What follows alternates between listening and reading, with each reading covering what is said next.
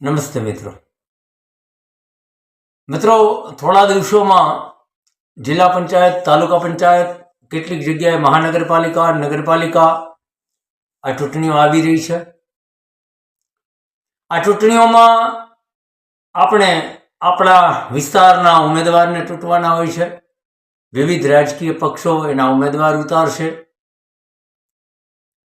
પણ પાછલા 30 વર્ષમાં આપણે જે રીતે જોયું અને જે રીતે સત્તા અને સત્તાની ચાપલુસી કરનારા લોકો યનકન રીતે ચૂંટાઈ જતા હોય છે, ત્યારે મને એવું લાગ્યું અને ઘણા બધા મિત્રોની આ એક વિનંતી પણ હતી, રજૂઆત પણ હતી કે ભાર્ગવભાઈ, તમે તમારા શબ્દોમાં આ વિષયને લોકો સમક્ષ મૂકો.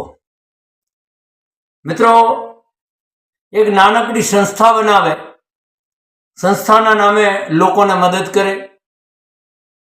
મદદના નામે કમાણી કરે, કમાણી કરતા કરતા કાળી કમાણી કરે, કાળી કમાણી કરીને એ કાળી કમાણીને સાચવવા માટે એ રાજકીય પક્ષોમાં સદસ્ય બને.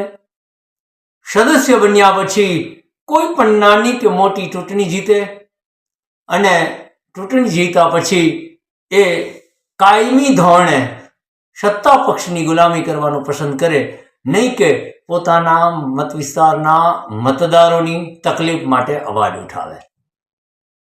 આમ તો કાયદેસર કોઈના વિશે કંઈ કહેવું ના જોઈએ, પણ આપ સમજી શકો છો ત્યારે Khajurbhai type, Mayabhai type, Kirtidanbhai type જે સ્ટાઇલના નેતાઓ આપણી વચ્ચે આવે એને કોઈ પણ સંજોગોમાં મત ના દેતા, કોઈ પણ સંજોગોમાં, કોઈ પણ પાર્ટીના એ ઉમેદવાર કેમ ના હોય, એવી વ્યક્તિઓને મત ના આપતા. કારણ છે મિત્રો કે તમારો ઉમેદવાર ચૂંટાઈને તમારી સમસ્યા માટે જો પહેલ કરી શકતો ના હોય, તમારો ઉમેદવાર જે પક્ષમાંથી આવે એ પક્ષમાં અવાજ ઉઠાવી શકતો ના હોય, તમારો ઉમેદવાર અન્યાય અને અત્યાચાર સામે બોલી શકતો ના હોય, તો એવો ઉમેદવાર ચૂંટવાને બદલે તમે બોલકો, કદાચ તમને ન માફક આવે તો વિરોધમાં ખડો હોય એવો ઉમેદવાર પસંદ કરવો, પણ જે પોતાના મત વિસ્તાર માટે બોલી શકે અને લોકો માટે આગળ ચાલી શકે એવો ઉમેદવાર પસંદ કરવો. મિત્રો, મારી વાત તમને કદાચ ક્યાંક એવી લાગશે કે ભાર્ગવભાઈ, આ તમે શું કહી રહ્યા છો, પણ હું ખૂબ જવાબદારીપૂર્વક આ વાત તમને કહી રહ્યો છું કે લોકોની મદદ કરવાના બહાને સામાજિક સંસ્થાઓ બનાવી અને કરોડો રૂપિયાની કમાણી સાચવવા માટે એ લોકો રાજકીય ક્ષેત્રમાં આવતા હોય છે. એવા ઉમેદવારને પસંદ કરી અને કાંઈ જ મળશે નહીં.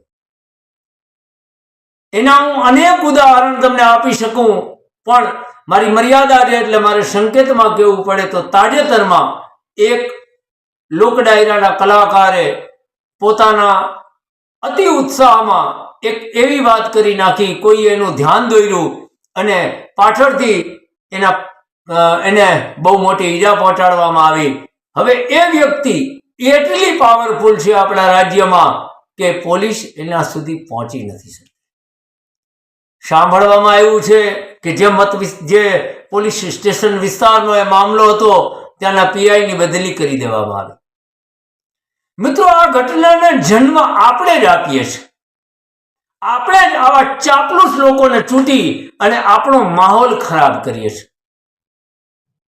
સત્તા પક્ષ કોઈ પણ હોય, સારી વાત આપણા વિરોધીની પણ હોય, આપણે સ્વીકારવી જોઈએ. અને આ સહન શક્તિ જો રાજકીય આગેવાનમાં ના હોય તો એવો આગેવાન આપણો રાજકારણમાં ઉમેદવાર બને તો પણ એને મત ના જ આપવો જોઈએ. શું સમસ્યા માટે તમને કહેવું નહીં? શું તમે કોઈ લવારી કરી નાખો તો તમને રોકવા નહીં, ટોકવા નહીં? આ ક્યાંનો ન્યાય? અને જ્યારે તમને જનતા તરફથી એની ભાવનાને, એની લાગણીને ઠેસ પહોંચી હોય અને એની વાત કરે ત્યારે સત્તા પક્ષનો દુરુપયોગ કરી અને એને નુકસાન પહોંચાડવામાં આવે, એને ઈજા પહોંચાડવામાં આવે અને આવા લોકો એની સત્તાની ચાપલુસીમાં પરાકાષ્ઠાએ પહોંચી જાય. એના માટે કોઈ ધર્મ નથી, એના માટે કોઈ માનવતા નથી, એના માટે કોઈ માણસ નથી. એના માટે રાજ્ય સરકારના ભૂલ ભરેલા નેતાઓની ચાપલુસી છે. સરકારમાં જનતાને અન્યાય થતું હોય તેવું કોઈ નિર્ણય લેવામાં આવે તેને એન કેન પ્રકારે સ્માર્ટ મીટર જેવી બાબતોમાં આપણી ઉપર ઠોસી બેસાડવા માટે એ લોકો પહેલ કરતા હોય છે. આપણી આ કમનસીબી છે કે આપણે લોક ડાયરામાં લોક સાહિત્ય સાંભળવાને બદલે સત્તાની ચાપલુસી કરનારા કલાકારોને સાંભળીએ છીએ. આપણી કમનસીબી છે કે આપણા દેશમાં મજૂરોને પૂરતી મજૂરી મળવાને બદલે લાંબા જબ્બા પહેરી અને લોક ડાયરામાં પૈસા ઉડાડતા લોકોને જોવાના વિડીયો ગમે છે. આપણી આ કમનસીબી છે. આ કમનસીબીને સદનસીબી બનાવવા માટે આપણે જાગવાની જરૂર છે. ને જાગવાની વાત ખાલી એટલી છે કે સામાજિક સંસ્થાઓ હોય, આવા ચાપલુસ ટાઈપના કલાકારો હોય, ચાપલુસ ટાઈપના સામાજિક આગેવાનો હોય, કોઈ પણ હોય જે સાચાને સાચું ન કહી શકે, ખોટાને ખોટું ન કહી શકે, એવા વ્યક્તિને મત આપવો એના કરતા તો સામેની વ્યક્તિને મત આપવો વધુ હિતાવહ છે.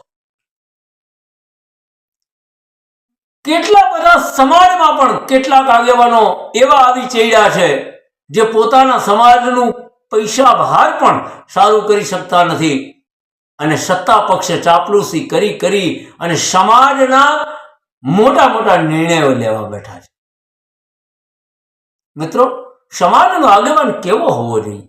પોતાના સમાજની વાત અન્ય સમાજ સાથે તાલમેલથી મૂકી શકે, પોતાના સમાજને થતા અન્યાયની વાત સરકાર સામે હસતા હસતા મૂકી શકે, ન્યાય મેળવી શકે, ન્યાય લઈ શકે, પોતાના સમાજને સુશિક્ષિત બનાવે, પોતાના સમાજને જૂની પરંપરાઓથી મુક્ત કરાવે, શિક્ષિત બનાવીને આગળ ચલાવે, સરકારી નોકરી સુધી પહોંચાડે. આવા સમાજના આગેવાનોને બદલે સત્તા પક્ષની ચાપલુસી કરતા આગેવાનો સમાજની ઉપર ભયનું વાતાવરણ રાખી અને સમાજના પ્રમુખના પદ ભોગવે. મને ઘણી વખત આ કહેતા સંકોચ થાય, પણ છતાંય કેવું પડે છે કે આ ભૂલ આપણી છે. આપણે આ ભૂલને સુધારવાની છે. સામાજિક સેવા અગર કોઈ કરે છે તો એ સર આંખો ઉપર, પણ એ સામાજિક સેવાને નામે કોઈ ન્યૂઝ ચેનલો એવી સમાચાર ચલાવે કે ફલાણા ભાઈ ફલાણા વિસ્તારના ધારાસભ્ય તરીકે ફલાણી પાર્ટીમાંથી ટિકિટ માંગવાના છે, તો સમજી જાજો કે આ સેવા નહીં, મેવા કમાય છે. ને મેવાને સાચવવા માટે, રાજકીય પક્ષની ગુલામી કરવા માટે રાજકીય પક્ષનો પટ્ટો પોતાના ગળામાં બાંધવા જાય છે. અને આવા ખજૂર ટાઈપ લોકોને પ્રોત્સાહન આપવાને બદલે કોઈ પણ જ્ઞાતિનો હોય, કોઈ પણ જાતિનો હોય, પણ પોતાના વિસ્તાર માટે મરી મીટતો ઉમેદવાર હોય, પોતાના વિસ્તાર માટે અન્યાયને પડકારતો ઉમેદવાર હોય, તેને 100% મત આપજો. મિત્રો, ભારતીય જનતા પાર્ટીએ રાજકારણમાં જે દૂષણો ઘુસાડ્યા છે એનું શુદ્ધિકરણ કરવા માટે વિવિધ રાજકીય પક્ષો જ્યારે મહેનત કરશે ત્યારે કોંગ્રેસ પણ ક્યાંક ને ક્યાંક ભારતીય જનતા પાર્ટીની ચાપલુસી કરી અને રાજકીય માહોલને અને રાજકારણમાં લોકોના અધિકારને ક્યાંક ને ક્યાંક કચડી રહી છે. આમ આદમી પાર્ટી પણ આ મહેનત કરી રહી છે. ત્યારે મારી તમને સૌને વિનંતી છે કે રાજકારણના વાતાવરણને શુદ્ધ કરવાની તાતી જરૂર છે અને આપણે જ શુદ્ધ કરી શકશું, આપણે જ શુદ્ધ કરવાની છે. ત્યારે સમાજની સેવાની અને મદદની નામે કરોડો રૂપિયાની કમાણી કરનાર લોકોને બે હાથ જોડી અને કદાચ મસ્તક નમાવો એની સેવા માટે તો 10 વાર નમાવજો, પણ એને મત આપવાનો થાય તો 1 મત પણ ના આપતા. આવા લોકો રાજકારણ માટે ઉપયુક્ત છે જ નહીં. આવા લોકોની રાજકારણમાં ક્યાંય જગ્યા છે પણ નહીં. આવા લોકો માત્ર ને માત્ર પોતાની સુરક્ષા માટે, માત્ર ને માત્ર પોતે કરેલી કાળી કમાણી ઉપર કોઈ આંગળી ના ચીંધે એટલે રાજકીય શરણ લેવા માટે રાજકીય પક્ષોમાં જાય છે. સેવા જ કરવી છે તો તમારે રાજકીય પક્ષની જરૂર શું છે?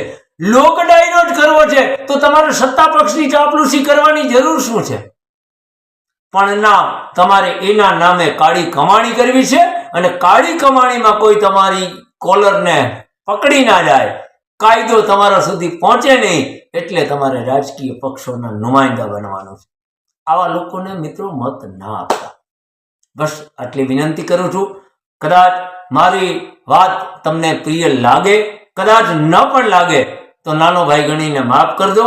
પણ મત દેવા જાઓ ત્યારે 10 વખત વિચારજો કે કાળી કમાણી કરેલો અને આપણને ગુમરાહ કરી અને કોઈ રાજકીય પક્ષમાં બનેલો ઉમેદવાર છે તેને મત ના આપો.